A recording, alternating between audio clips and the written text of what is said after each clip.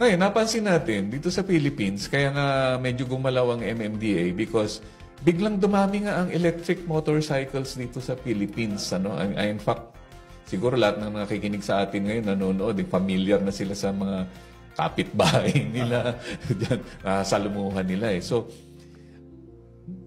doon sa kinukwento mo kanina, ano ang kaibahan nito dito sa mga kilala na ng ating mga kababayan na e-bikes and e-trikes na nagkalat ngayon dyan? Anong kaibahan ninyo dyan, di ba? Well, yung Gogoro, ano siya, full motorcycle talaga siya. Ang katumbas niya pagdating sa performance at yung size is a full scooter, no? Yung full yung motorcycle. normal, yung regular na motorsiklo. Compartments, yung speed niya is not compromised. Parang nung unang panahon niya, nung pag sinabi mong electric car, iniisip mo siguro golf cart. Yes. Pero ngayon, ang electric car ngayon is sa Tesla. Yeah, diba? Kotse na talaga. Oo, kotse na talaga. With yung walang compromise siya pagdating sa size, sa capacity, no?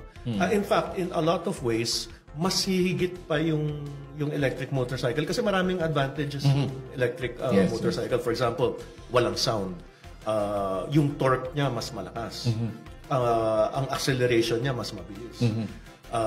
Diba? And then of course, hindi ka reliant sa gasoline. So I think ang pinakamalaking diferensya is walang compromise na itong mga vehicle na to. No? Okay. So, ibig sabihin po mga kababayan, yung nakikita na po nating e-bikes yan sa kalsada, alam niyo na, maliliit po yung gulong, maliliit ang kaha.